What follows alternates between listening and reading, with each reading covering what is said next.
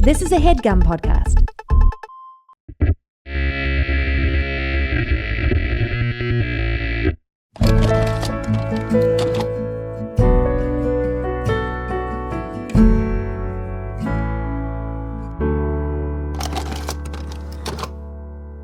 On today's episode of That Was Us, we are diving into Season 5, Episode 8, In the Room.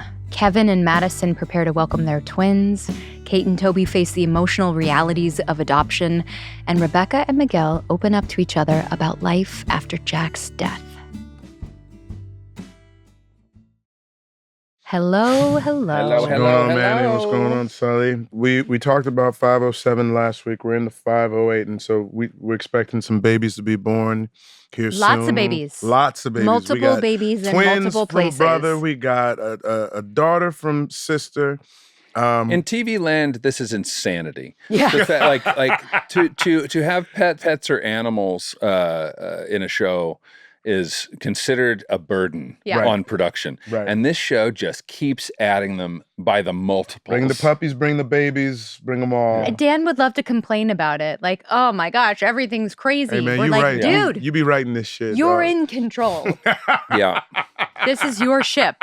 We're all aboard. Just trying to get the people what they want. That's all he's doing. Who wants to start? What storyline? This episode starts out in an interesting way, in the way that our series tends to do. Where you're like, yes. Yep. I can't wait to talk about this. New people. Me too. Yeah. And it's funny because my husband came in at the tail end of this episode and was like, what? I don't understand the connection. And I had to explain to him, moment in time, sir, moment in time. You can't jump in like in the middle. You But gotta see also whole the thing. moment in time that we were all living in. Yeah. I think like really this episode spoke to that. Totally. So the episode starts out with an Albuquerque 1963 welcome international students. That's And we're like, okay. Yeah. Right? And there's this beautiful woman and this sweet sort of nerdy Yeah. Indian man. He had glasses. He's reading a book, sitting outside by himself. I don't want to gloss over this smoke show. No, gorgeous. Both of them. Yeah, both of them were I was beautiful. like, this is an Handsome attractive couple. This was an Argentinian Indian connection that I was couple. like, I stand for this. Oh yeah, Yeah.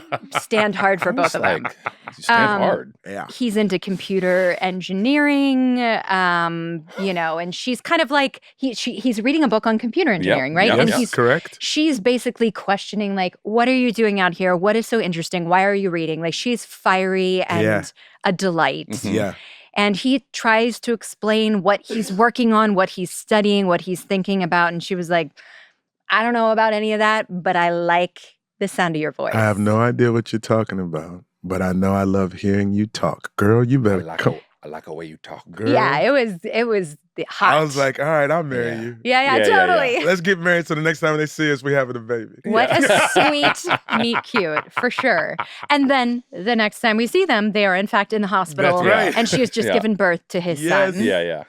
And then, wait, is there anything else that happens in that scene in No, particular? no. That's it, No. right? She's like, what are you doing, nerd? Got a light? Yeah. Yeah.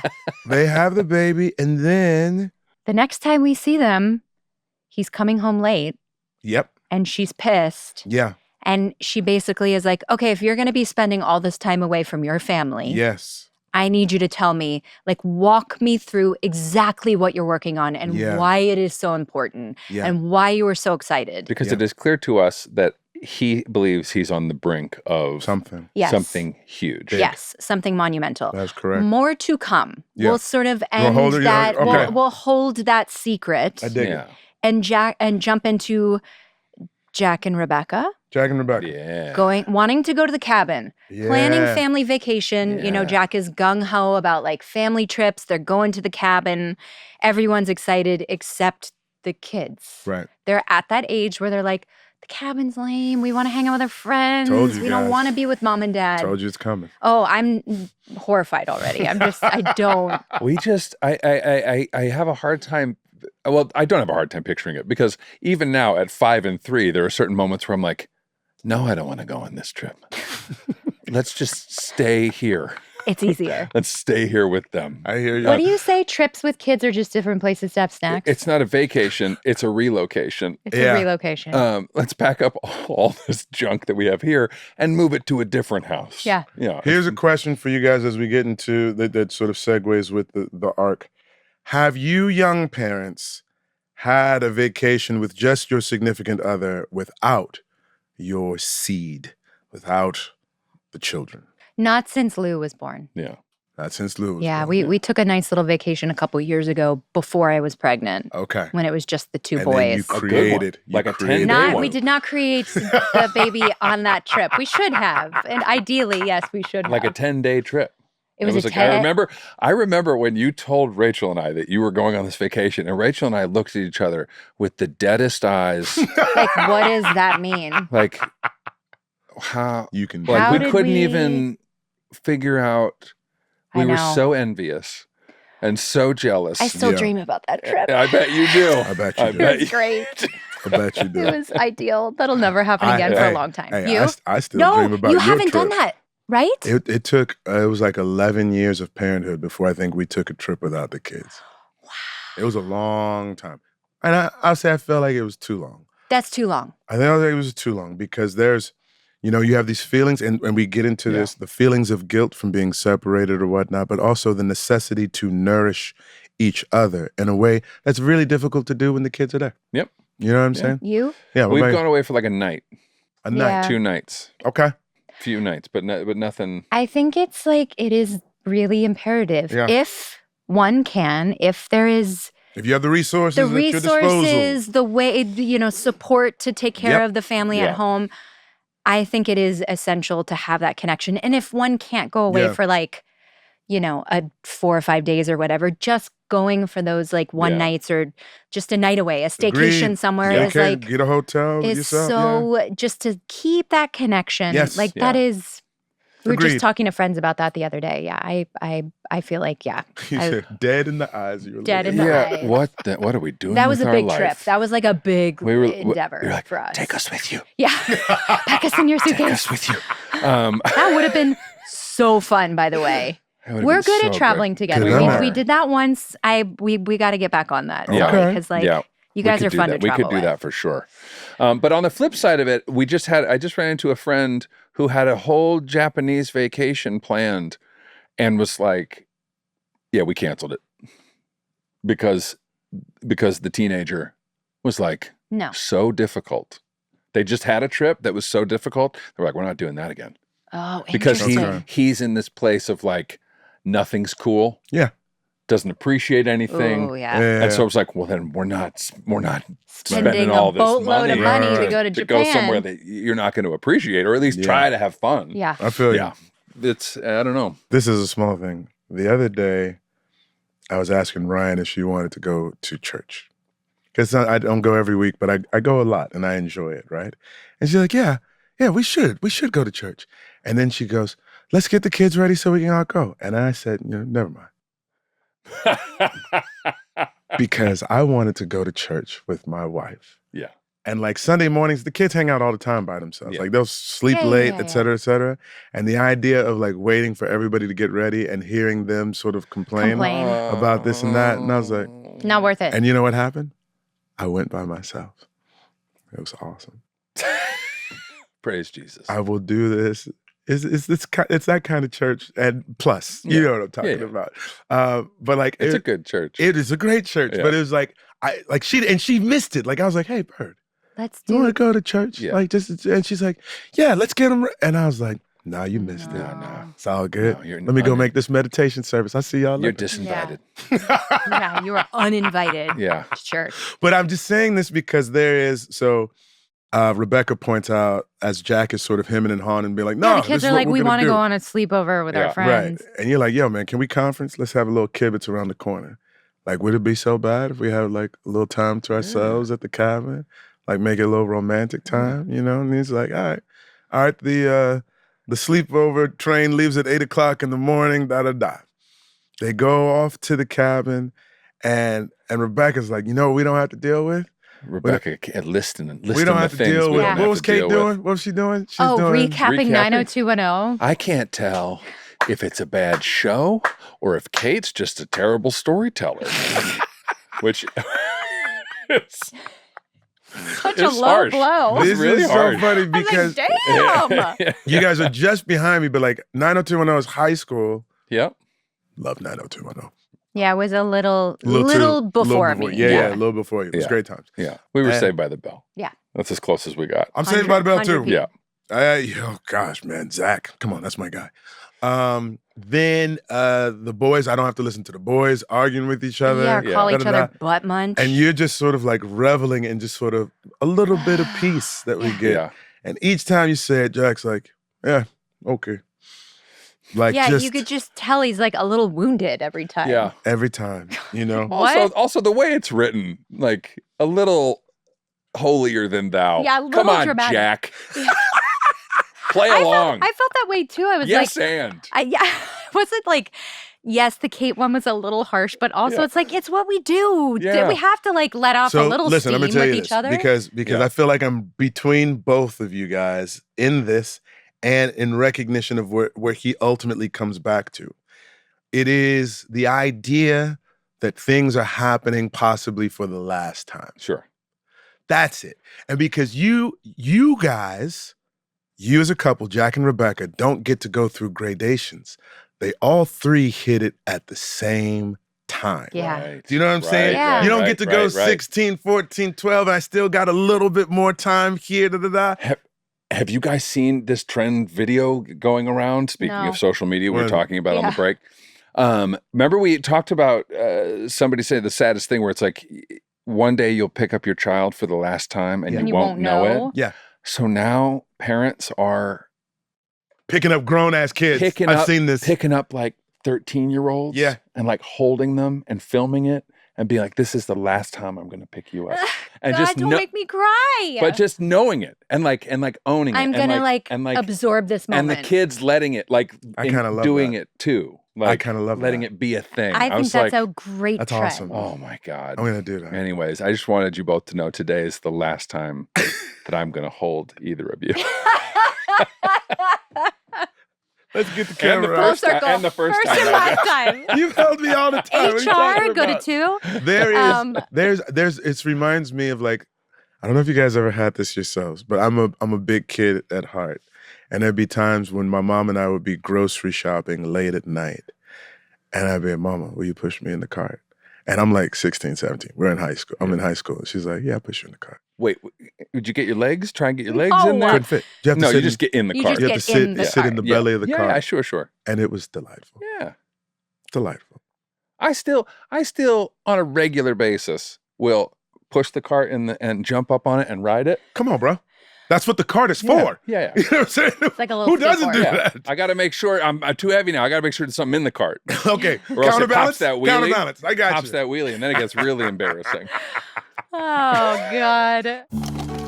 More That Was Us after these words from our sponsors.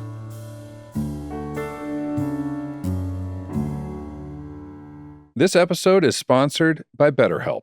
Financial stress, gang, affects more than our bank accounts. It can take a serious toll on our mental health and relationships, with 88% of Americans feeling some form of financial stress at the start of 2026. I remember quite vividly living beneath the poverty line and really trying to find a way to take care of myself mentally, physically, spiritually, that was also cost effective, Mhm. right? Wanting to find someone who I could talk to. Like sometimes it was just not an option for me because I Right. didn't feel as if mental health was something Right. that I could afford. And therapy is not about financial advice, but it is about managing that stress, Yeah. the shame or anxiety that could come with it, right? Therapy can help people unpack their relationship to money even. Yeah. Build healthier coping strategies and just feel less alone in the process. Luckily, BetterHelp, they have quality therapists.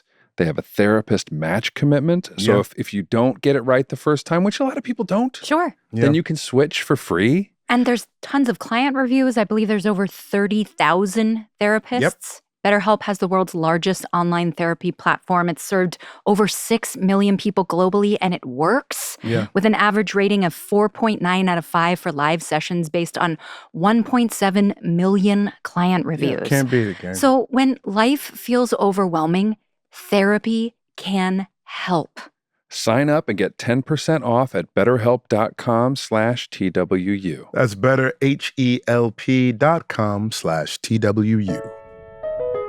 My wife runs her own business, right? And she's Yeah. frequently kind of trying to hire and rehire people for different jobs. And oftentimes she will have to go through roughly 250 resumes per job opening. Are you serious? She just did a production that needed to hire 40 people. Okay. How many people did she have to see? Let's just say she saw a lot. Oh, my And when gosh. she's hiring, Yeah. there was good news for her. Give me the good news. You can now review all of these resumes, applications, all of these things, thanks to ZipRecruiter. ZipRecruiter has a new feature that instantly shows you the most interested qualified candidates first. And today, you can try it for free at ZipRecruiter.com/TWU. That's right. No, they have the powerful matching technology that finds qualified candidates quickly. And with ZipRecruiter's new feature, qualified candidates who are very interested in your job show up at the top of your list. No wonder ZipRecruiter is the #1 rated hiring site based on G2. Let's go. Cut through the standard and get to the standouts with ZipRecruiter. 4 out of 5 employers who post on ZipRecruiter get a quality candidate within the first day. And now you can try it for free at ZipRecruiter.com/TWU. That's ZipRecruiter.com/TWU. Meet your match on ZipRecruiter.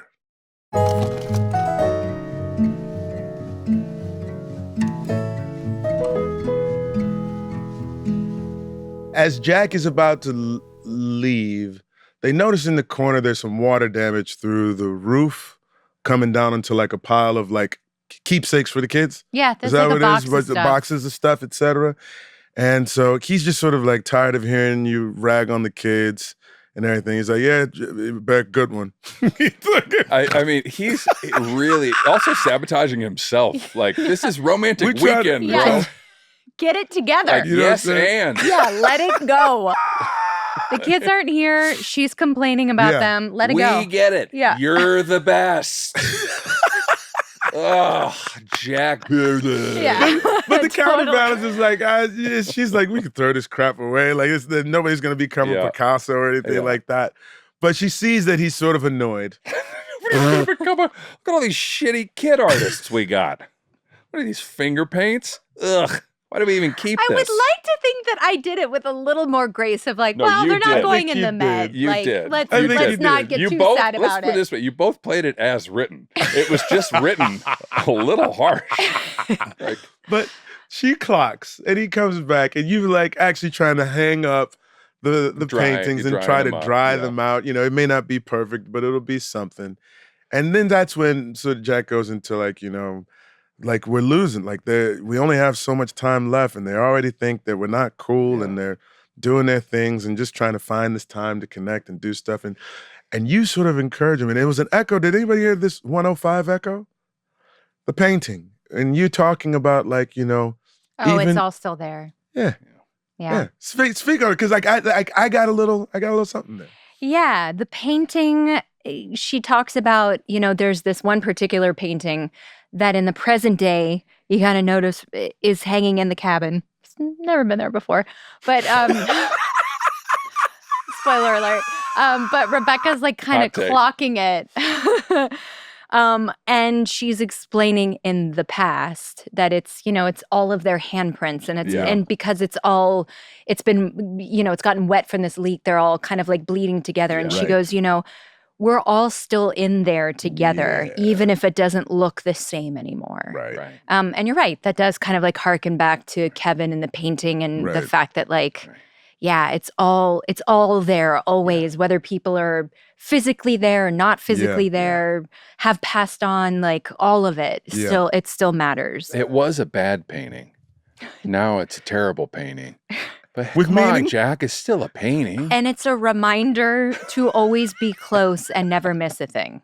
Yes. There you go. That was I Yeah, think yeah. the sort of resonant theme that kind of permeates the rest of the episode. And I could lay awake just to hear you breathe. Sing on it.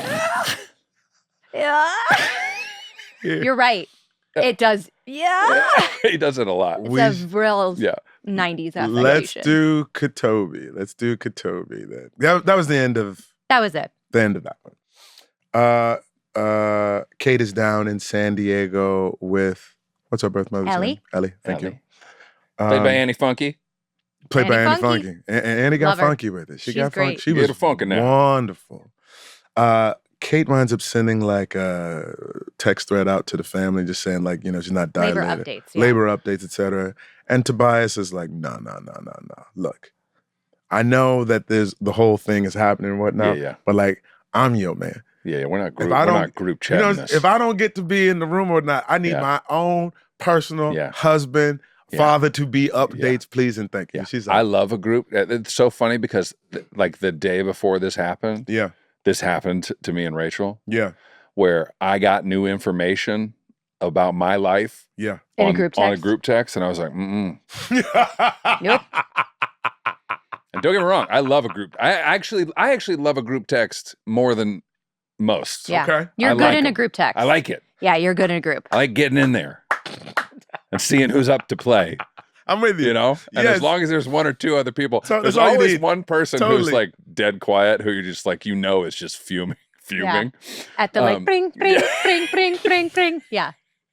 Yeah. And sometimes it's Mandy. No, it's not. Sometimes. No, never. Once in a while. And then you get on and you read it and you're like, oh, okay. No, never. Honestly, sometimes I'm surprised when I come back and it's like 87 text messages. You're like, what? What did I miss? Sending memes and stuff. Is everybody okay? Oh, you missed me and Matt Coma meeting for the first time over text messages. Yeah. That was funny. Game met game. Yeah, and I'd never met this guy we met for the first time in a group text with Mandy. Yeah. And I was like, who's this lover? Oh, yeah. Who's my lover? Yeah. Hello, Matthew. My long-lost friend. Yeah. We just had like memes and GIFs and... Yep. And, yeah. And apparently a lot of free time. You find the time. Yeah. Oh, my gosh. So Toby did not want in on the group text. He didn't want in on the group text on this. When it came to this personal information. Yeah. And this is all going down in the parking lot. Toby is tailgated himself. Are you in San Diego or the back of the minivan? Yeah. Yeah, I'm outside the hospital. He's in the outside the hospital. There. Yeah. And he's got a little camping setup, a little ice chest, a little folding chair. Yeah. I think I'm pretty much wearing all my own clothes. Were you? Yeah, I remember like, I remember that hat and the jacket and it was all my stuff. I don't remember why. But I think I showed up to like a costume fitting and I'm like, why don't you just wear that? I've never gotten a chance to do that. Me either. That's amazing. Cool. Well, Toby and I eventually became the same. You just became one. You're sitting in the parking lot. You're waiting for your updates. You're cozy. You're settled. Mm-hmm. Older gentleman comes in and he says, "Hey man, you in my spot."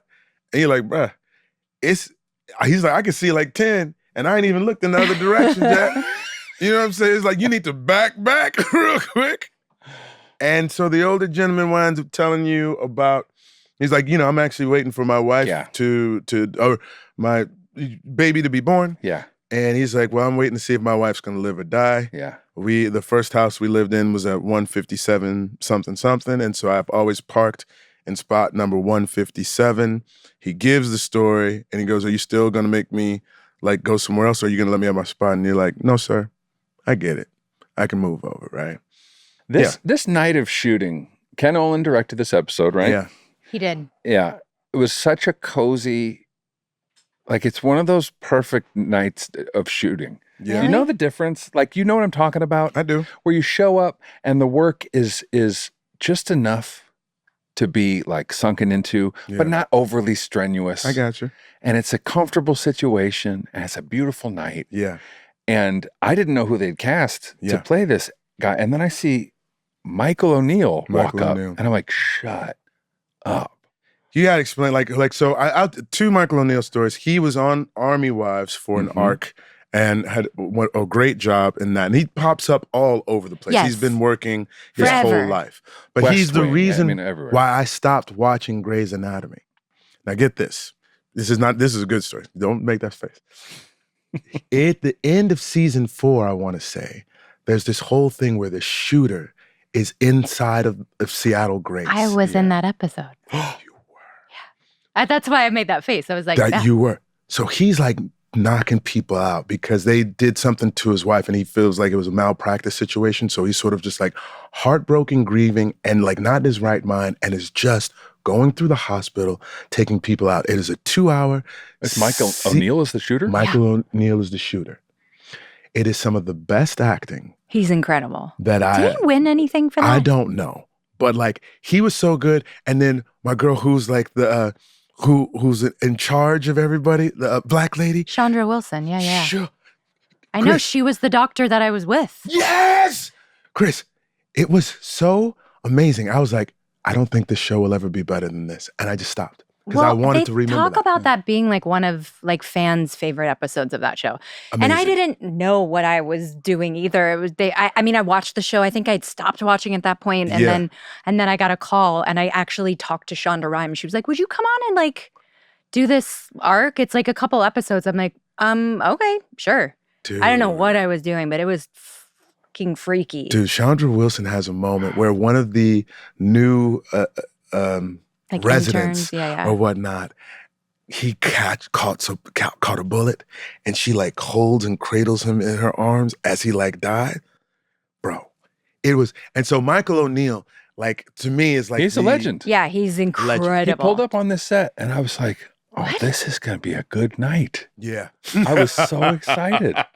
Like outside, you got the big globe light that they hang up when you're doing outdoor stuff. That's supposed to be the moonlight or whatever it is. Yeah, it was a beautiful night to be working. I love that. And come throughout the night, I find out Michael O'Neill at the time living 2 blocks from me. Oh Are wow! you serious? Literally around the corner. I don't know if he still lives there. I think he might have moved back to Alabama. He's from Alabama. Okay. And yeah, we see each other walking dogs. This story is Just dope ass actors. Yeah. Just it's in the air. You know, It's just in hanging out. Marina Del Rey. Yeah. Marina Del Rey. Side of Los Angeles. This whole storyline was so sweet. Yeah. Yeah. And it really did bring me back to that moment in time because he was like, this damn virus, basically. Yeah. Like his wife is sick with COVID. Right. She's on a ventilator. He's not allowed in there. He can't be No. in there. And it was like, God, yeah, this is what we were all living through. Is like, he's like, even if I could, she wouldn't allow it because she wouldn't want me to get sick. Totally. And like, he tells this whole, I don't know if you guys want to jump in, this whole beautiful story about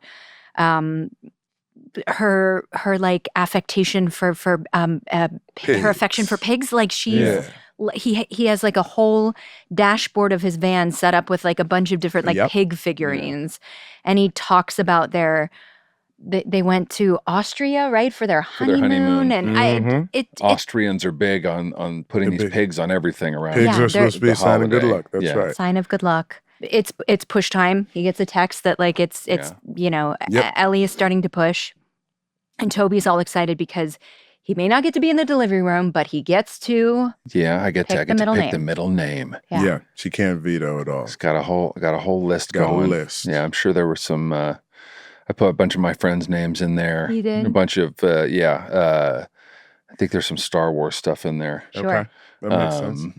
But yeah, so he's in the process of picking out a middle name, and he doesn't want to pick it out yet. I actually this is what I wrote, like because we learned throughout the course of the older gentleman's story that his wife's name is Rose, and we see Tobias sort of clock that while he has his list open, and I write, it's gonna be Rose, and I'm gonna cry.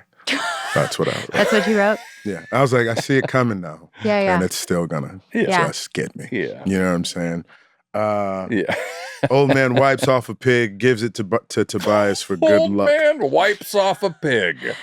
That Note. old sentence. Bullet point. Yeah. Old man. He didn't want to. He wipes didn't want off to. a He didn't want to pig. give you a COVIDy pig. He didn't It isn't one of them COVID pigs, is it? He didn't want to give you one of the coronavirus pigs. I know. So he Remember when we wiped were that wiping off joint all off. our groceries and Yeah. everything? Yeah. Swine flu. Wiping off He baseboards wiped it and off, everything. and he gave it to you for good luck. Yeah. So segueing away from you to inside the hospital with Kate, and we see the baby comes, right? In montage. And in montage form. And she asks Kate, she says, like, would it be okay if I held the baby? Because earlier in the scene, she's like, the nurse made a mistake and called her the mom. Kate is mom. Kate is mom. Baby and so goes the baby to is mom. supposed to go to her first, right? And she's like, sorry, I should have looked at the birth plan, all good, right? So then Ellie has a bit of a change of heart and she's like, would you mind if I just held the baby first? And we all sort of have that feeling of like, Oh God. how's this gonna go? Yeah. Right? And you're like, of course, like she's not gonna tell her no. Like you can't really tell her no. And then the baby comes and she's holding her. And she says, can we have a moment alone? And that's when you're like, come on, man. Don't Did we do go this, this whole way? Kate. Listen, because the thing is, we've heard these stories. Sure. Of course. We've heard these That is a stories. And it's reality. your baby and chemicals are flowing through your body and you know, da-da-da. Psych. So Els, Miss Funk is kind of like, yo, man, like I had this instinct to take care of you as soon as I knew that I was gonna have you. And basically she's saying that like, I wanted to have this moment to say goodbye because I think one of the hardest things to do is to give you to Kate and Toby, but I also think it's gonna be one of the best things that I get to do. And there's a little bit of like, okay. And then the next thing we know is we see the nurse carrying the baby and bringing the baby to Kate. Yeah. And first, baby is so cute. Oh, God. Really They're cute all one. such Baby cute Whose baby babies. was that? I know those cheeks. I did want to chew on that. And how did that baby get on a COVID set? Yeah. Who let their baby in here? Especially when I saw how sweet it was, I was like, girl, you gonna keep this baby. Because my sister been waiting for a long time for a baby. And you should have told her if you was gonna keep it. Yeah. Also kind of a rare moment, beautifully played by Annie for a guest star. Yeah. Beautiful. She's great. She had like a real family moment. Like she did. A little soliloquy. Yeah. Yeah, she got Moment to like herself. have, Like have really beautifully a little played. conversation with Dare her I baby. say, Yeah. brought Yeah. the funk. Yeah, she did. Yeah. So now we'll save a little bit of the connection thing because it'll go back to our smoke show Argentinian and Indian couple in a minute there, right? So we should go to Kev and Madison. Well, before Kev even gets it, because we don't know. Madison and Randall and Beth There is you what go. I have. Go ahead, start. They're FaceTiming on the road trip, right? FaceTiming on the road. Beth is upset there was no special sauce. I liked that. What are we eating? What are we eating? I don't know. It was the only thing open. Beth was talking about it. It was the only thing opened in the middle of Alabama. As these seasons go on, every time she's on screen, I'm like, am I in love with Beth? Yeah. I'm like, I think everybody is. I think I'm in love with Beth. Yeah. Ken would just shamelessly, he'd be like, hey Sue, how you doing today? Like he was like a little kid around her and we'd like go to give her hugs and everything. I was like, hey, maybe I quit touching my TV wife. Yeah. You getting a little too excited, sir. Back. Madison feels like she's impeding on like intruding on their time together. And they're like, what are you talking about? We're driving. We're all kind of trying to keep each other company. You're keeping them awake. Randall tells her that he's kind of a baby birthing expert. I was like, is this Randall or is this Sterling? Or both? Both of us. Yeah, we I both know. delivered the first show. Yes. Right. And then Randall we're kind of like cutting back and forth. Yeah. Randall ends up telling her his story. You kind of like hear the end of it. So and she's getting the story because I think she's deciding to get that epidural. Yeah. Have you did the dural? Just once. I couldn't the first two. The third one I did. You did? Yeah. Couldn't? I couldn't. Oh, wow. Yeah. Was it so? Morally? No, Morally. stop. No, I couldn't. I in pregnancy, I have like a little blood disorder. Okay. That wouldn't, that like I have issues with clotting. Gotcha. And so I couldn't do it for the first two, I've heard but the that. third Okay. one, I took steroids before I gave birth to up my levels.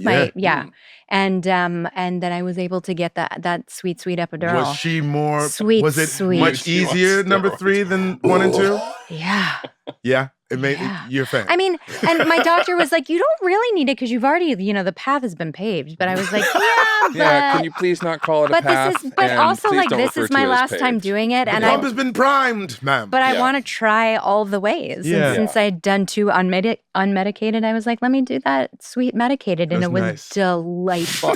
I just was I felt very like present. Yeah. I was able to like really like Yeah.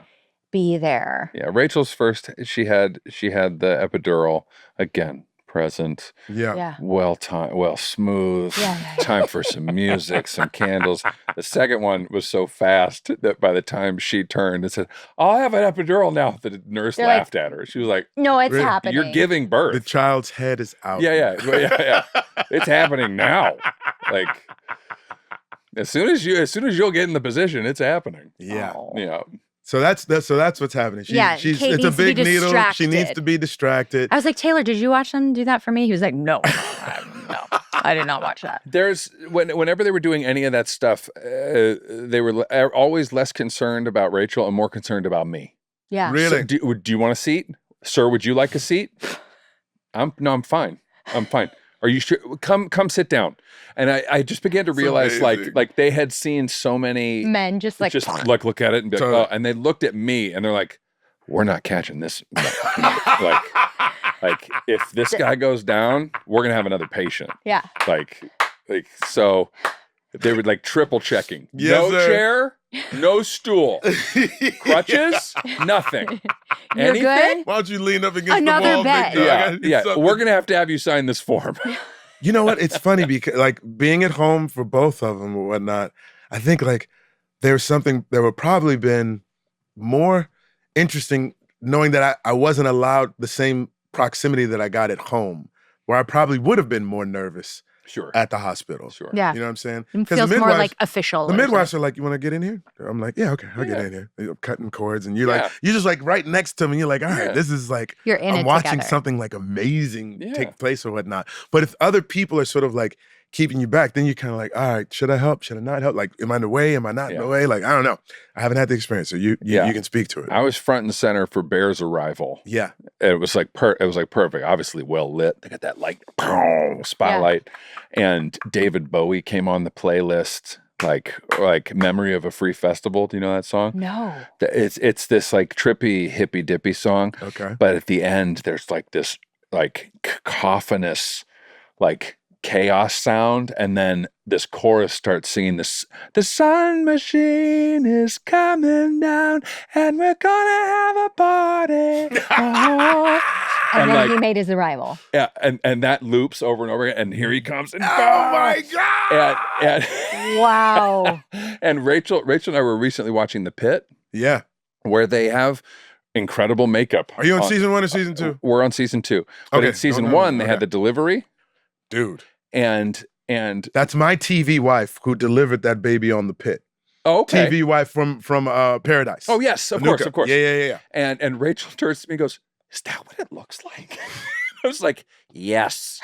Listen, because on The Pit, like the shoulder was stuck. Uh-huh. So my man has to like get in. Yep. Open so the shoulder can pop through. I was like, oh God. Yeah. No thanks. All kinds of stuff happening. All kinds. Bodies are amazing. There's the distraction, and he fumbles for a minute. Beth is like, don't tell the story about being dropped at the fire department. And so he comes up with this story about his brother in high school, junior prom, and he has one too many. Coming home drunk, you know, and she's like, don't think about the drunk part. Just think about, you know, charming young man trying to find his way. Little baby alcoholic. Somehow winds up. Just a little baby alcoholic back when he was cute. Oh, before it's a real problem. Just a little couple of beers. Yeah. What's Benicio's line? And maybe a few small beers. A few small beers. Or just a few small beers. This is one battle after another. Oh, yes, God. I don't know, a few small beers. He is unhinged in that movie. I love him so much. Oh my God. I want to watch a whole movie of that character. That karate instructor. Yeah. Phenomenal. Yeah. He strips off all of his clothes and he starts like singing Hanson to himself, right? Doing a little bop, what have you. And he looks at Randall. naked. Buck booty ass naked, pasty, white, all glory. It's a full moon, bright full moon. And he said he freezes, and Randall says, I think he's about to yak. And then he says, dude, we should start a brother band. You know, they have Hanson, we could be Pearson. And then like he starts singing Bop terribly. Just the only way. I tried to find like that. I said, guys, you want me to scale it down to put it in my register? And they're like, no, sing that shit up. You got up there. I did the best I could. That was a nice falsetto. I appreciate that. And then you were like, Beth joins in and we do the thing. And like it's a moment of sort of, she's not thinking about the needle going into her back, right? Yeah. And then at the end, when the whole thing is done, Kev's there. Yeah. Oh, I know. I was like, I literally went, oh. Like when he walked in, like I forgot he made it. I was so like taken by by that story. Yeah. Kev made it, which led me automatically like, what did he tell this black woman that let him on the that plane? airplane? Yeah. That's a charming motherfucker. You know what I'm saying? Yeah. But I was happy to see him. Yeah. He was happy to know that somebody was sort of keeping his wife company as it was all going down. And then they have a wonderful conversation. You asked me to think about like what place this family has in my life. And he's like, dude, this family is my life. My life. Yeah. Right? And I think at this point now, montages begin. And babies start to be born. Because this is when the phones come out. Yeah. Yeah. So wait, so the babies are all born. Right, babies are born first. Yes. Right. Yeah. Then it's sort of like it starts to intercut. Right? It starts to intercut with with the montage and then photos being shared and FaceTimes happening and whatnot, You want to go to the Nerdy Smoke Show? We can go back to the Nerdy Smoke Show. Do we have their names? I want to. Their real names? Yeah, shout out Nerdy Smoke Show. Abi Sinha, and Katie Sarif. Katie Sarif. They killed it. They were great. They were wonderful. They're absolutely wonderful. So my man, Abi Nasir starts to explain, because she's like, explain this to me like I'm a 4-year-old, because that's how old their son is. And he says, like, there's this network of computers that's being built all over the world, and they're interconnected with one another. And we have the ability, and soon they're going to be in people's houses. Like, we'll have access to them. It's like a web. an interconnected web of computers, if you will. All around the wide world.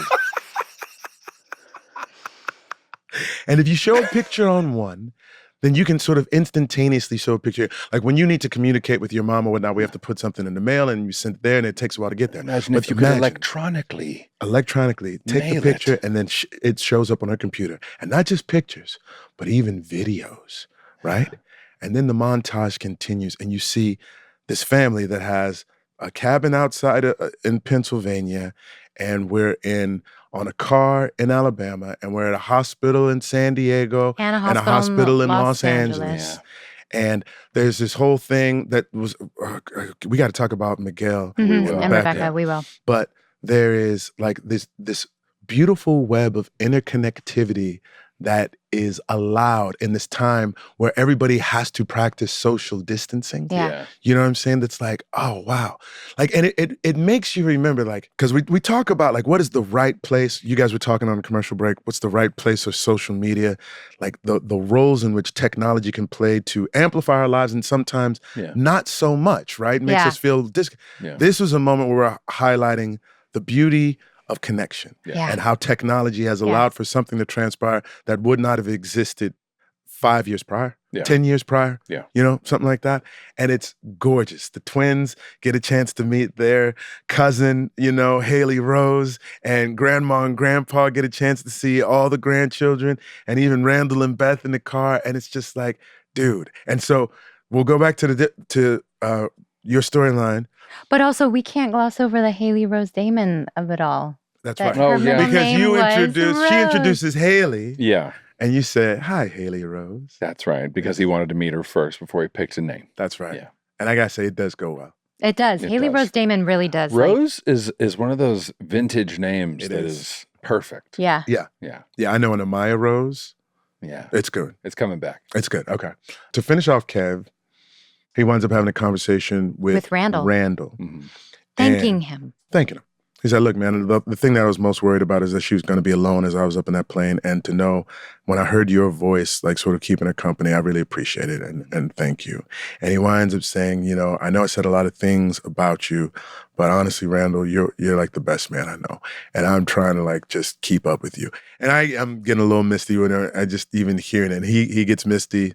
Randall, who's also me, but in the car. And he's like, all right, man, that's cool. He said, look, we got time for conversations. If you want to talk about like childhood and how things were for me, I am more than happy to have that conversation. But you know what happened right now? You a daddy. Yeah, you have two You newborn got two babies. brand new spanking babies. Franny and Nikki. Nikki. Nikki for Uncle Nicky. For Uncle Nick, who also got a chance to see his namesake as well. And this is the note that I took on this one. You don't comment on other people's kids' names. You let them tell you what their names are, and you say, I like that. Yeah. You know what I'm saying? That's why we announced our names the way we announced our names. So no one had to like, worry about it. This the name? Get on board. Yeah. we sent Bear's name announcement out to people in a jigsaw puzzle.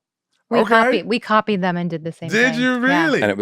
And it was more less about the game of it and more about like, why don't you read it first, then call. Yeah. Because there were certain people at ours, we didn't want to see their faces, hear it for the first time. Yes. Because we didn't believe that they could be like, oh, yay! Totally. And then Aoife, we're like, no one's going to even know how to say this name. And so we hired a guy from YouTube. Yeah. Who specializes in the Irish language. Yes. And he made a video to announce her name explaining how it's supposed to sound. It's fantastic. And we sent that to everybody. Yeah, it was perfect. It was you perfect. guys are so creative. Rye and I, not me, but Rye desperately wanted like familial approval over names, so she would share like ideas. I just want to say this, and you guys will echo this. Yeah. Young parents or parents to be or whatever, don't tell nobody nothing about your names. Yeah. Unless you know that they are just fans and we're going to be nothing but fantastic towards you.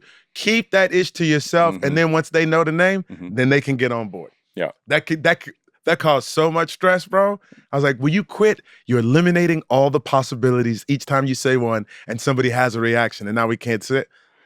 Yeah. Kept it in. I'll keep them anonymous. But I had these friends, two sisters were pregnant at the exact same time. Yeah. And sister A, older sister, had her baby first. Okay. And announced the name via email. And then sister B was like, that's the name I've been telling you this whole time that I'm gonna name my kid. and she was like, what? Oh my God.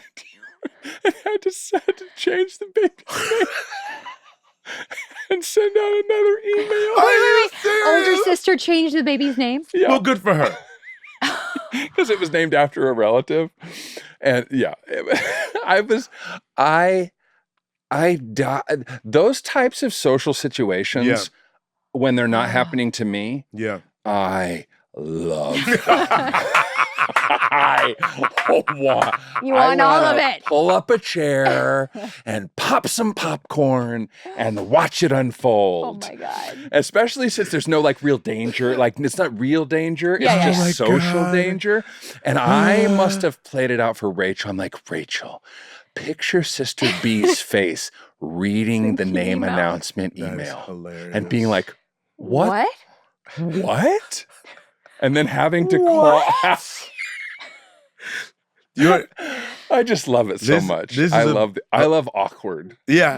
So much. Here's an awkward name, like my contribution to it. When your children are born at home, you legally have 365 days to give them a name. Only when they were born at home. Yeah, I think the hospital mandates that you give them a name before leaving. Interesting. But when you don't have to go to the hospital, you have 365 days. Caveat. You don't get a social security number until you have a name. You have a name. And a birth certificate. There you go. Ryan Michelle Bethea loves to make decisions by not making decisions. So I was like, Bird, we got to name this kid. And she's like, I know. I'm like, you have any thoughts? And she's like, I have lots of thoughts. I was like, any thoughts that you'd like to share in terms of a name? No. I was like, okay, I want to share some thoughts. And she's like, I like that one. I like that one too. I was like, well, you should choose one. And she's like, we don't have to right now. And I was like, yeah, no, we don't. We have 365 days. But he'll be like off the record. Yeah. Yeah. Yeah. So He's off the grid. We called him like Baby Boy Brown for a week. Although I immediately sort of started calling him Amari. Oh, this was Amari. This is fine. Amari. So Amari's full name is, because we couldn't decide, Amari Michael Ryan Christian Brown. Yeah. And that's how it works in our house, because it's like, you know what? We couldn't make a choice, so we just put them all Might as together. well. Yeah, why not? Yeah, it was cool. Plenty of room. Yeah. Plenty of room He's on got the options. forms. He can play with it. Although someday at the DMV, he's Hey. gonna So He's what gonna are the say- middle he's names? gonna call you. Michael Ryan Christian. Michael Ryan Christian. Got it. Got it. Got it. MRC. Because I wanted to do Amari Michael Christian Brown. And I think she, in all of her delightful vanity, wanted him to be like Amari Ryan Brown. And I was like, I think Ryan's a good name. But her birth father's last name is Christian. So I was like, I'm honoring in that, like you and like your dad and everything like that. And she's like, yeah. And she's like, And but our I want, Lord and Savior Jesus Christ. and our Yeah. Lord and Savior. Hallelujah. But she's like, yeah, Ryan's going to be in there too. And so like I would actually poll people. And she didn't necessarily want Amari for the first name. Amari came to me like in the car. And I was like, so Andrew and Amari, I like the double the A's of it alliteration, all. yeah. And the name means cherished one, you know, or loved Oh, one, yeah. etc. And I was like, yeah, I think I'm gonna love him. And like I just said, I think hey, I'm gonna love him. I said, right. I said, I got a name. And she goes, yeah. And I said, Amari. And she goes, oh, I like that name. I was like, yeah, that's what I'm gonna call him. So for 30 days, I just called him Amari, and she eventually got on board. She still hasn't decided. She still hasn't Yeah. She's still Time has passed. she's still up in the air. She's on board now. Yeah. So these brothers are on the road to reconciliation. Yeah. Right? It looks like they're going to have some sort of substantial conversation sometime in the near future. But he's like, you get this moment to be the newest father in the Pearson family. And there is a new big three. There's a new big three. Which I loved them sort of pointing out. I think Very Kate says cool. that, where Yeah. you guys are the new big three. All on the same day. Yeah. I love that. We'll be working on levels. There's Yeah. levels to this game, Yeah. And we right? can tie all of this into the Miguel story if we want before we Oh. wrap up the because the Miguel's point the was such sexy a nerds. beautifully Yeah. made thing. And it all goes back to that painting, right? About how we remain in each other's lives, even though it might not look the same, Mhm. Yeah. right? And here we are in each other's lives, Mhm. but we're connecting via these phones and screens Right. and all these things. And it's a painting that all throughout this episode, as Rebecca's been doing everything she can to stay in contact with all of her children, you know, trying to find the best Wi-Fi spot or Yeah. waiting for texts to come through, whatever it is. Miguel keeps catching her looking at this painting, right? Mm-hmm. And he finally, towards the end of the episode, says, "Hey, what is that? I've never seen that there before. When did you put that up? When did that get there? Yeah. Did you put that up just for this episode?" Just for this episode. Yeah, just for this moment in time. And Rebecca says, Well, she talks about Yeah. how it's kind of this reminder to always be close and never miss a thing. And she feels like at this moment, not being there for her kids physically, she feels like she's actually letting down Jack. Yeah. Right? Yeah. She basically is sort of like addresses the elephant in the room and is like, you've really like been through a lot with this, like Jack looms large Yeah. in the lives of this family. Yeah. Like, and you really kind of like stuck with Yeah. us, He says right? you've had to hold his death differently than the rest of Yeah. us. Than the rest of us. You're right. It's a lot. And she says, I'm a lot. Hmm. He says, you're just the right amount. Just the right amount. Yeah. Even Taylor, that's when he came in. He was like, "Aw, that was sweet." Yeah. Aw. It is an Aw. acknowledgement of like a man whose ego never sort of like made it about him or me. Yeah. You know what I'm saying? He never sort of said like, listen, I know you guys had like this dude, Jack, was a part of your life, but like, I'm here now. You know what I'm saying? Yeah. He's like, because I think he had just as much love for the dude as this whole family. Yeah. You know what I mean? But still had to sort of like sort of live in the shadow to a certain extent. But he was okay And to. be okay. And be okay because he had self-worth. Yeah. He valued himself. Yeah. He knew what he brought to this family. Yeah. Yeah, and I love, even before this, you know, in Rebecca's sort of nerves and anxiety, she asks him to make her a cocktail. Yeah, and I that's love right. these little moments between them. It's cute and it's sweet, and it sort of speaks to their connection and their bond that they're having, like this anisette. Or what is anisette? The way Anderson. you two were saying cocktail to each other was just like, it made me uncomfortable. Like, I was like, what? Is it a code word? I don't know. I was like, she's like, I could really use a cocktail. And it's like, and I just had, it's, you know, when you hear a word and it's like you're hearing it for the first time. And Mandy Moore, when she's old lady Mandy Moore, is so Cocktail. gone. And she has this like old lady attitude, you know, like that's just like She wants a perfect. cocktail. That's like perfect. And it, because it is naughty, like she shouldn't be having one. And Well, her not with the doctor said medication, maybe yeah. once in a while. I want a cocktail. And I was like, really? I was like, why am I so uncomfortable? She says it twice, and then he says, I don't think you should have a cocktail. And then he's like, one cocktail coming. I was just like, what is happening right now? Are we going to smash cut to lovemaking? What is happening? Oh my God. It's also the Oh my God. the generic like TV version of like a guy walks up like, hey, barkeep, can I get a beer? And the barkeep's like, sure. And like, you want to specify what kind? She doesn't drink that much You that know? she knows how to like call out her It liquor. comes back with anisette. What do you mean? What do you mean that it hasn't been updated in decades? What, you mean since the 1870s?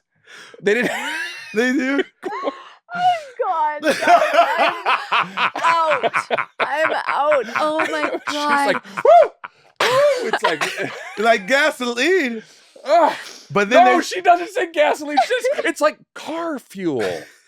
You mean gasoline? The whole scene, I was like, what is happening? It's like car fuel. God. Oh, this tastes like car fuel. Oh God, Chris. Just my God. two 40-year-olds playing old people. John being was like, 50. I'm just saying, like, Oh my God. two young people role playing. Oh, let's pretend we're old and see if we Oh my can make each other God. a cocktail. Stop saying it, dude. Dude, the cocktail. I can't. Yeah, there was like no specification. It was just sort of like dealer's choice. Yeah. Whatever was in the Yeah. liquor cabinet. I could really go for a Jell-O shot. There's, in that conversation, though, we do find out that evidently, like, Rebecca let loose in Puerto Rico. They got married in Puerto Rico. They got married in PR. Which, a big detail to drop and to never see a clip of the wedding. They were going to. They were going to. Hot Yeah. take. All right. We were going to shoot the wedding, Mm-hmm. and we ultimately decided Yeah, not to. I think because Yeah. of COVID and travel restrictions yeah, and stuff, we yeah, like. yeah. That's a bummer. Yeah.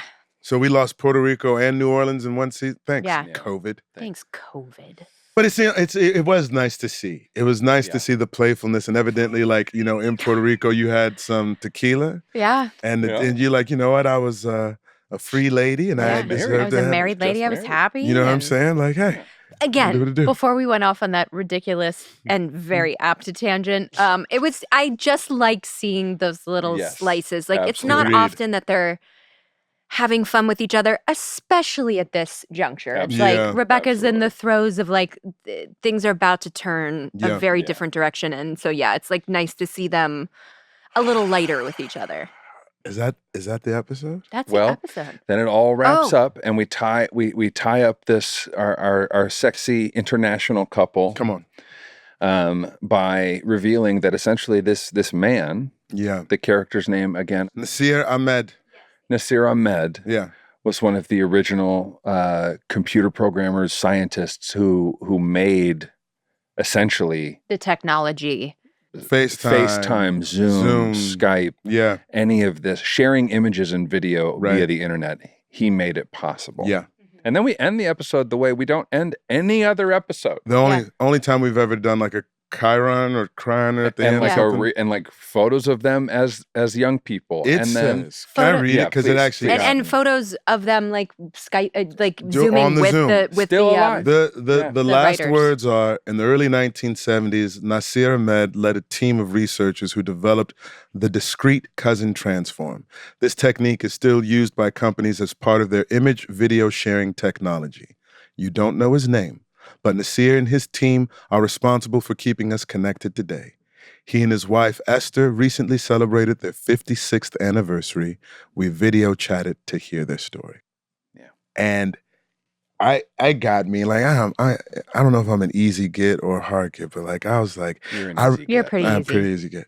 I remember Fogelman pitching this idea, and he's like, dude, I'm gonna do this scene where like the guy who's responsible for creating like FaceTime, we go into his backstory, and then it sort of like ties into the way how people keep connected today.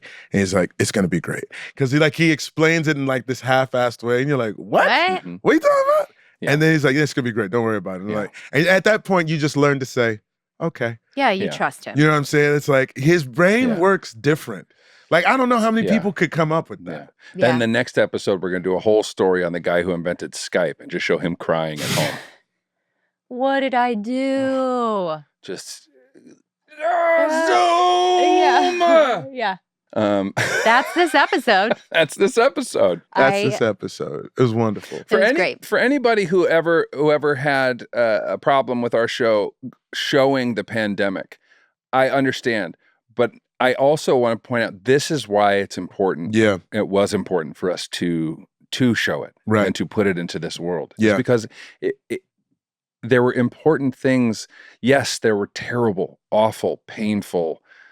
We were surrounded by death and concern and all Yeah. these things, but there was these new moments of the understanding of the gratitude that we have for connection. Yeah. Mhm. That evolved out of that time. Very true. We did our first Zoom birthday for my mom, where everybody, got on the Mhm. screen and Mhm. were able to connect with her, and she was able to see our faces Yeah. and smile, and we were able to pour love into her. Yeah. Like that happened. It came out of COVID. You know what I'm Yeah. saying? We Yeah. did a Zoom graduation for my buddy's law school. Yeah. That never would have happened Right. if he would have just gone to his graduation and Totally. the people that were there would have been there. And, Sure. But instead, there was like 60 people on a Yeah. Zoom chiming in. It's Yeah. pretty cool. I had a Zoom baby shower. Did you Zoom. really? So did we. Yes. Yeah, yes. Zoom baby shower. I love it. It was great. Yeah. I love it. Preferred even. Yeah. I mean, I got to have both ways Mhm. eventually, but yeah, the Zoom baby shower definitely holds a special place in my heart. Are we talking to the writer of this episode? We are. Yes, We're we talking are. to Vera Herbert. Vera who Herbert. she wasn't with us on the last season, Oh, every other season. but every other season, and Yeah. she was like an OG. OG. Also known. We call her Black Vera. Now, is she black? Not at all. But she was the first person to win an NAACP Image Award from our show. So I figure you can be Black Vera. You're Yeah. part of the tribe. She's written some of your favorite episodes, She's written some great including ones. The Trip. Oh, she wrote the trip. Yeah. There you And go. that was what she won the Yeah, Image that's right. Award for. That's right. Yeah. There you Yes. go. All right, we'll take a break. Be back with Vera Herbert after this. Vera!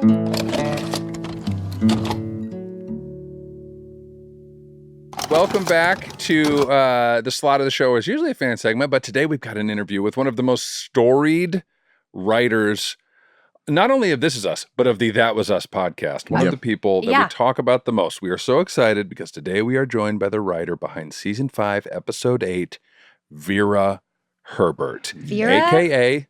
Black Vera. Vera is here with us to talk about crafting one of the most emotional episodes of the season and what it was like writing such an intimate, high-stakes hour of So This let's Is Us. jump right in and welcome Vera Herbert to the show. Vera! Black Vera. Sorry to keep you Black waiting, madam. Vera.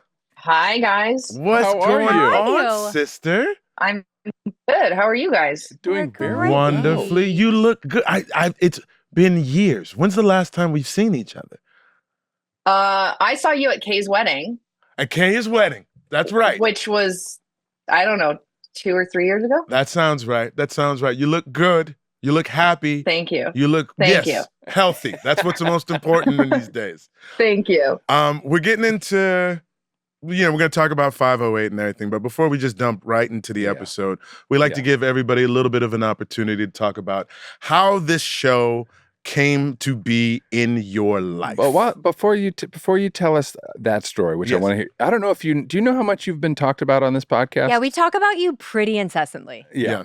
I know that Sterling always says that I won an NAACP award, and I did not. Although I was nominated. Are you sure you did? I was nominated. I did not win. Okay. Oh. She was nominated for her It episode. all falls This apart doesn't now. lessen your blackness I know, it all at falls all. apart. Not at all. At all. I've been nominated many a time. I still claim my blackness. It's all good. So we've been talking about you on this show since It's inception. and I'm so glad that we finally have you on today. So how did you come to This Is Us? Yes.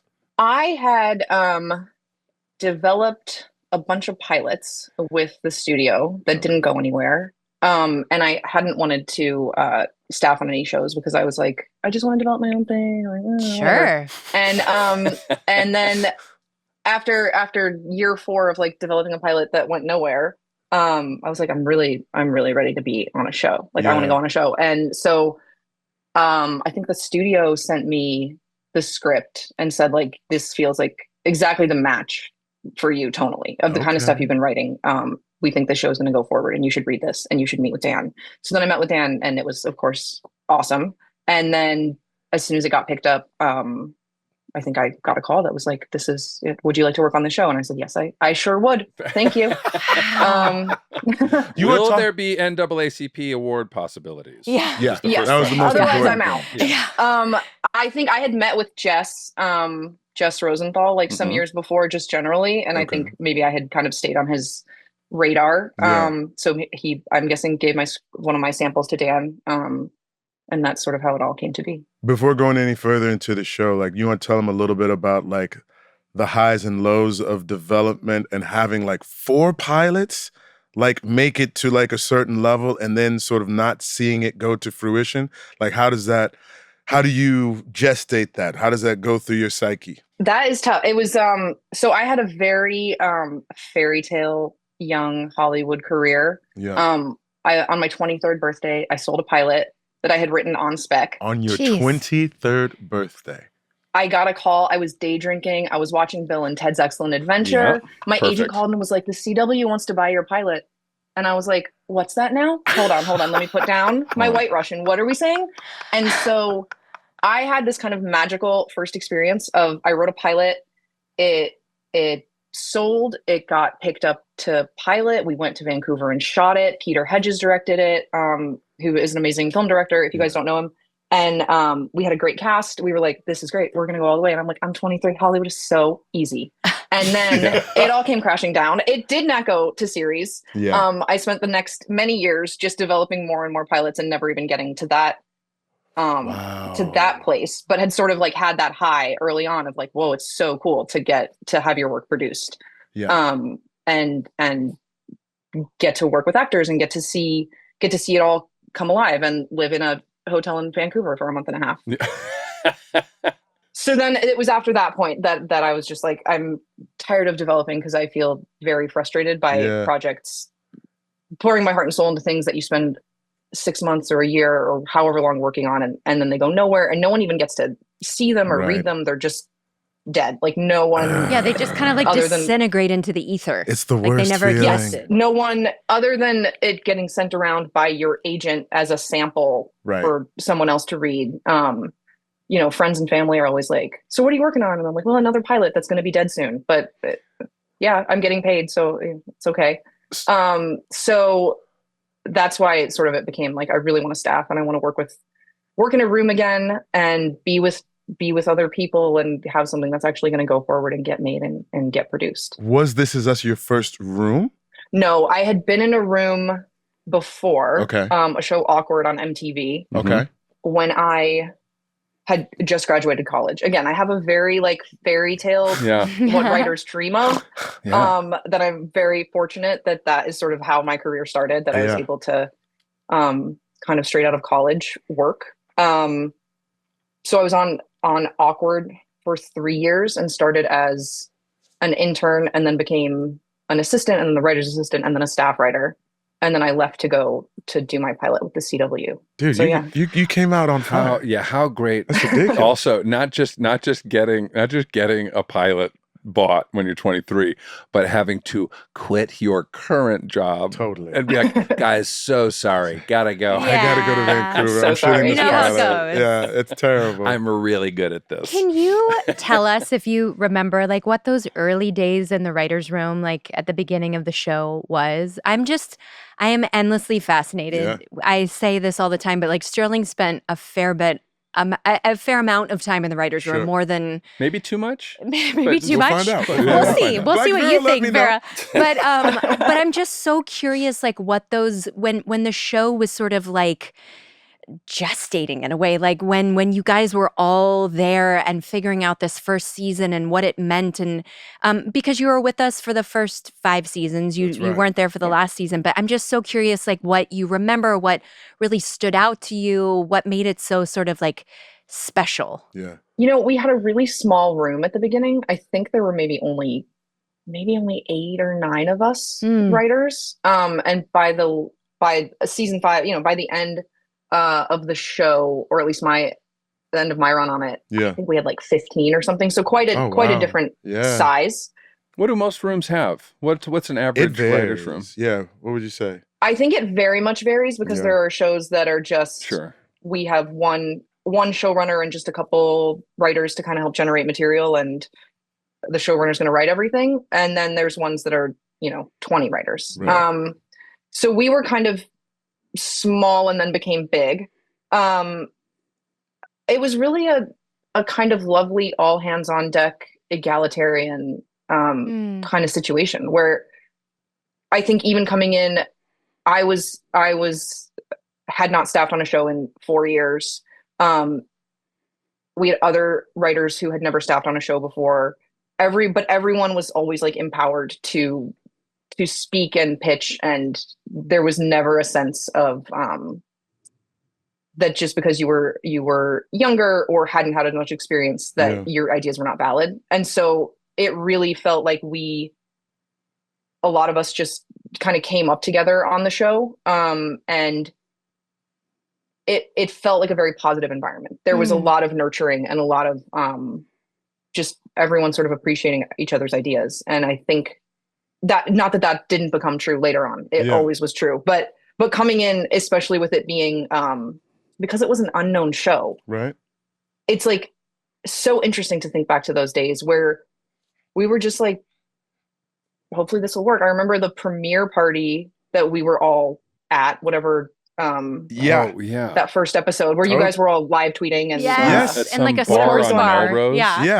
Yes, and it was sort of like, whoa, people are really watching this. This is awesome. Like before that, we were working on the show for, I think we started that year in May or June, and it premiered September. Yeah, you're like in a bubble. So we'd already been on it for several months, just in a bubble. Had seen the pilot, and obviously they knew the pilot had tested well. But it was sort of, everything's a gamble. What is it? What night is it airing? What's it against? What are people tuning into a different show for some other reason that night?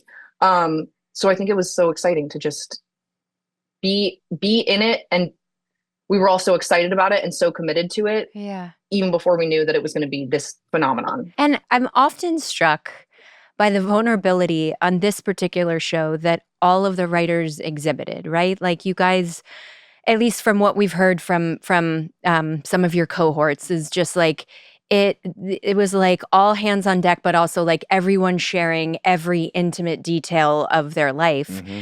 And you in particular had something, I don't know if you're entirely comfortable talking about it, but I know you've written about it a lot. I'm just curious about your connection of losing your father and how that influenced your work, and also like how you were able to sort of perhaps take your real life lived experience and infuse that into these characters who also lost their beloved father at a young age. Yeah, it definitely was like group therapy. Yeah. Just everyone, I think it was honestly day one where I was like, well, I don't know if this relates, but I lost my dad suddenly at 18, and here's how I felt, and sort of told, the story of how my dad died and how it affected me, and I have two brothers.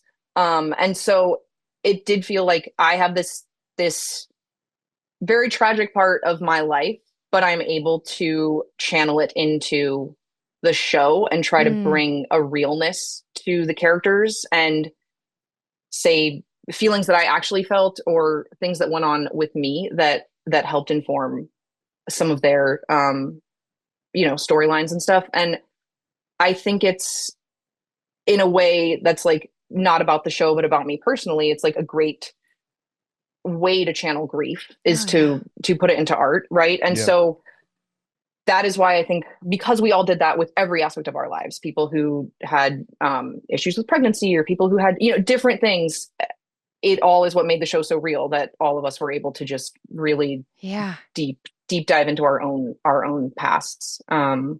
And again, because it was such a great group of people that you felt comfortable sharing it from literally day one. Like, I'm in a room of strangers and telling them sort of, the saddest thing that ever happened to me, and felt safe doing that.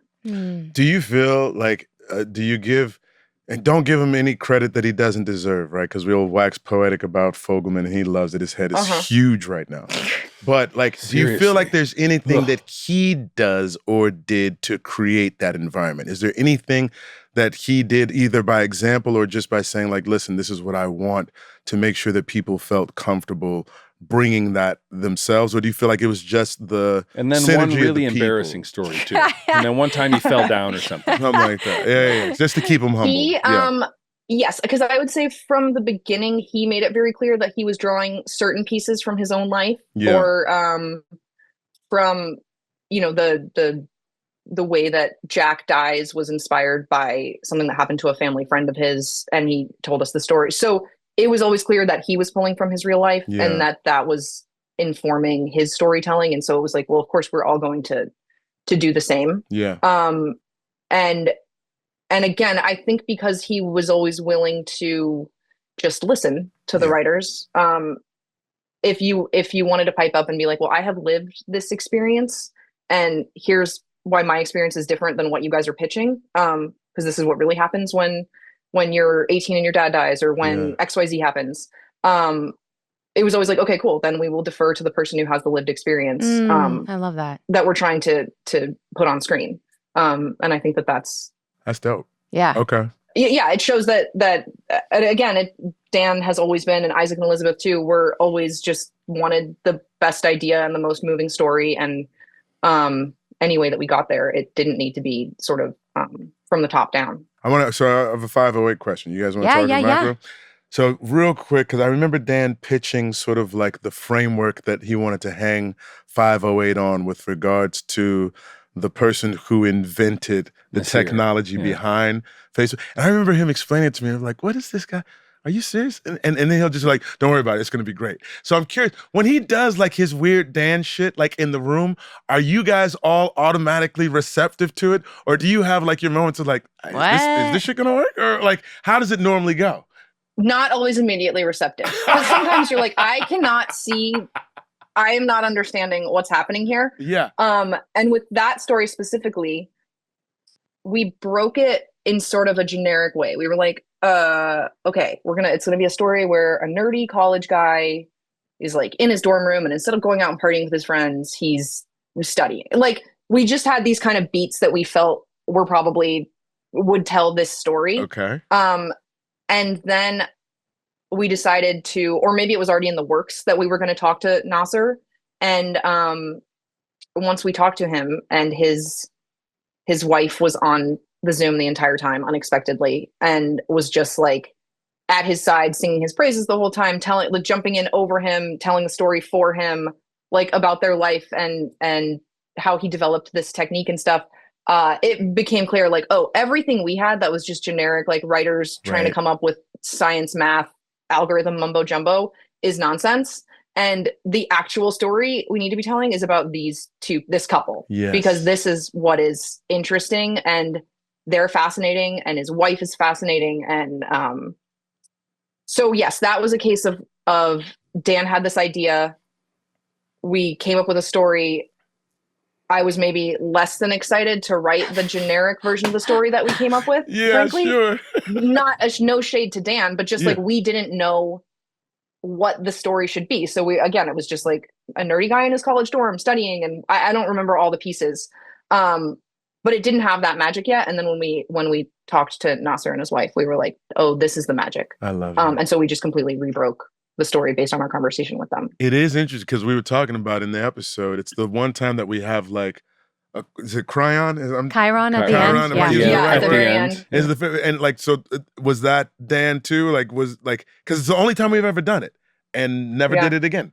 Like, just tell me about it. Like, it's just like, it just felt right because of the conversation. I don't remember if that was in post that was decided or if it was in to help explain a little bit phase more. we decided we were going to need it. But I think, because I just rewatched the episode this morning so that I would also remember what that episode was. And as it came out, I forgot we had put that in, and we put in the screenshot that had them and the photo of them. Talking to you guys on Zoom. And so I think it was such a cool way. I mean, look, at the time, obviously we were like deep in COVID, and it was how everyone was communicating. Totally. So I feel like for people watching, it was probably cool to be like, oh, they didn't make any of this up. Like, these are the real people. This is a real story. Yeah. It was also a little glimmer of hope, like amongst all of this disconnection. Sure. Like, well, here's the story of how we're connecting and why it's happening this way. And there's a real human connection behind it. Yeah. And what an amazing time capsule for Nasir and his wife and their family. Yeah. To now have this episode. They get to be on the show. It was sort of dedicated. But they get to have because his of work them, memorialized in a single episode of television. It's really interesting. Sorry to go back to like the broad strokes of the show, but are there any like memories that stick out to you? Just because we haven't been able to talk to you before, and you've written so many incredible. Is there an episode of the show that you wrote that's like your favorite or that you're the most proud of? You know what? I will always have the trip being my first episode. Yeah. And being the first time we went to the cabin and everything like that is always going to have a very, very special place in my heart. Doing the trippiness of it, which wasn't something we ever did again. That we went back to I was just going to say, if we ever did another, we had dream sequences and stuff. We did the episode where Randall, the two different versions of Randall's life. Yes. Yeah. After the fire. It was a very cool, and it was there was so much logic that had to go into what he's seeing and what he is remembering and what is happening, that it was like a little puzzle piecey. And it was I was always just proud of how it sort of came together, and it being the first episode we ever did, the cabin, which became such a staple of the show. It's how you became Black Vera. Yeah. That was it. How the nickname came to be.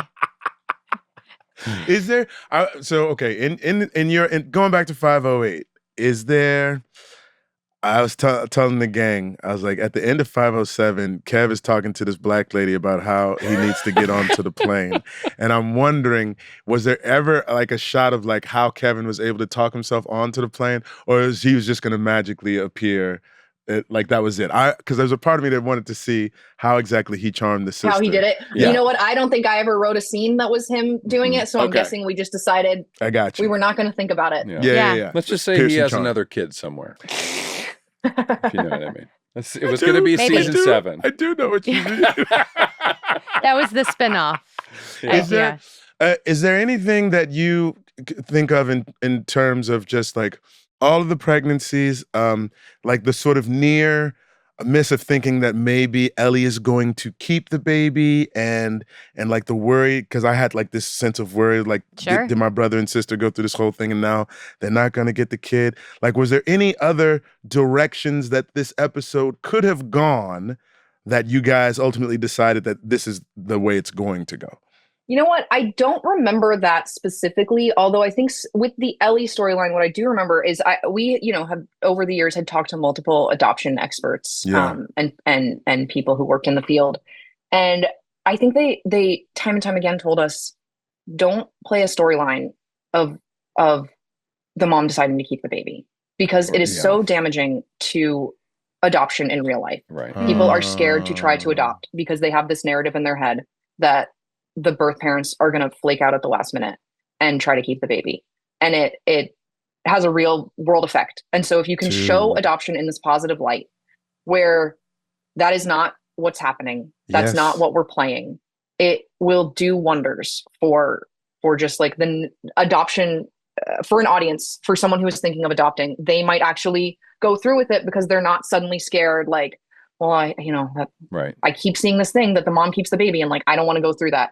And so as I was watching it this morning, it reminded me, I remembered that was sort of conversations that we had, because we don't play very hard that Kate is in fear of that. Right. No, clearly not she at all. is. Right. But you see her understanding that Ellie needs a moment. She's clearly worried, but it's not this like boom, boom, like super scary thing. And then you go to Ellie and she gives that speech, and then it's just settled. And it's not this huge dramatic cliffhanger. Is the baby not going to be able to go home with Kate and Toby? And I think that's cool that that story could have gone many different ways, and that, you know, we tried our best, like we did so many times in the show, to sort of do right by the storyline that we're trying to tell. Like, Vera, this is important. I have this conversation with my wife oftentimes, and it's about like the power of media to reflect reality, or one version of reality, and the power of media to put out into the world images that we wish to see more of, right? And so sometimes we're just really reflecting, and sometimes we're saying, we're making an offering. And you're talking through those conversations with the adoption experts and saying that, like, this image is one that is positive for the power of adoption and brings people to the table rather than having them retreat because of that fear that they've articulated. And I think you need to show both, you know what I'm saying? Yeah. But like, I think it's a real treat to be able to put something in the world that's like, you know what? This is something that I would want to do, and not to step into it with fear. I didn't think about that, but that's not even a hot take. I was just thinking, I think our show did a really masterful job of that, of handling both sides of that, right? Like you were just saying. Yeah, that's awesome, man. What else is there? There's a lot of scaffolding in this episode with regards to brothers leading towards reconciliation. Do you have any thoughts with regards to Kev and Randall sort of coming back to each other, and the part that this episode played in that arc? Randall and Kevin resolve in ways constantly through the show that sort of make you be like, I wish this is what siblings should be. Yeah. Mm-hmm. So when Randall decides to stay on the phone with Madison for all those hours, how could you not resolve after that? You know, like, how could you? It is so exactly what needed to happen, what he needed to do for her, and what she needed. Very generous. That for Kevin has to then, you know, come to the table and say, like, whatever he says at the end, like, I'm doing a poor man's imitation of like you're the best person I've ever known. Yeah. When you think about it at an outside context, like, her baby daddy's brother is in a car driving during, like, it's so crazy. Yeah. And it's so sweet. Yeah. Yes. It's like, if they didn't reconcile after that, what are we doing? Yeah.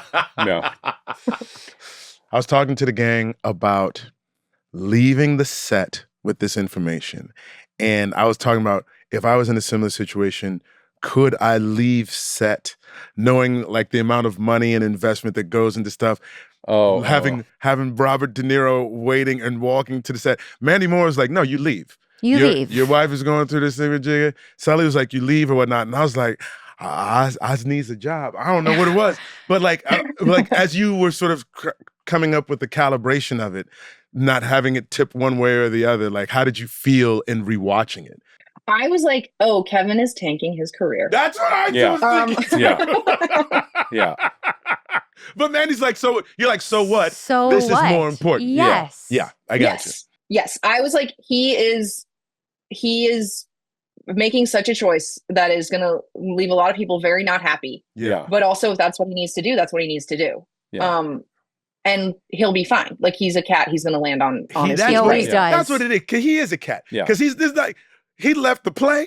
He came to see his brother, to take care of his brother. He left this movie. He's like, I don't care. He left the TV show. He left the TV. He does and he still is fine. And as with adoption, you made every independent film director believe that they could get Robert De Niro in their movie.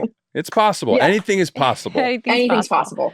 Okay, as we finished the show, but you left at the end of season 5. You want to talk about your thoughts and reasons? Because I remember when I found out that Black Vera was gone, I was like, not Vera.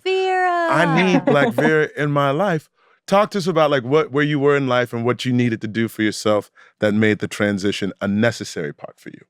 I had a movie that was coming out. Yeah. And I really wanted to start working on my feature career because I knew that I wanted to have kids very soon. Yeah. And really wanted to be able to be on a feature writer schedule, which is much more loose and conducive to just doing whatever you want, whenever you want.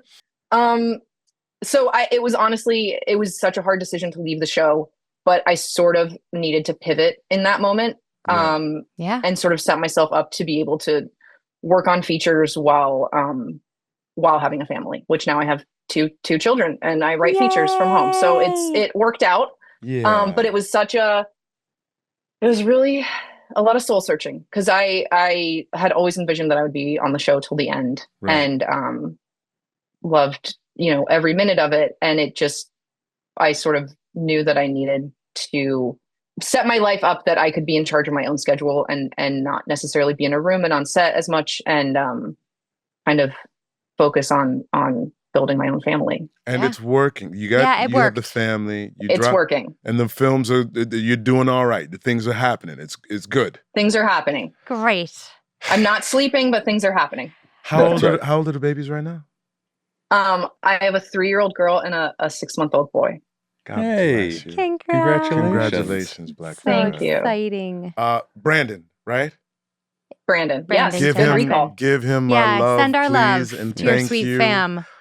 Send us a picture so I can see your babies. If you want, is there any films that are out actively or anything coming out in the near future that you want to tell people about so that they can stay up on Black Vera? That's what I need for them. This last summer in July, I had a film come out called The Map That Leads to You. Okay. That's a Europe trip romantic drama. Dig it. That was very fun to go to Europe and make. Yes. And other than that, just developing something that hopefully maybe there'll be news on soon. Nice. And is Black Vera the greatest nickname that's ever been given to anyone? She's like, I haven't heard that. It's my favorite. Yeah. I mean, it's much better than White Vera. Yeah. Way better. Way better. Nobody wants to be Vera. called White anything. No. Not these days. Ladies and gentlemen, this was our chat with one of our favorite writers from the show. Her name is Vera Herbert, but lovingly, affectionately, I call her Black Vera. We miss you. We love you. Yeah, congratulations. We miss you. Thank you for taking the time on a Saturday to talk to us. I love chatting with you guys.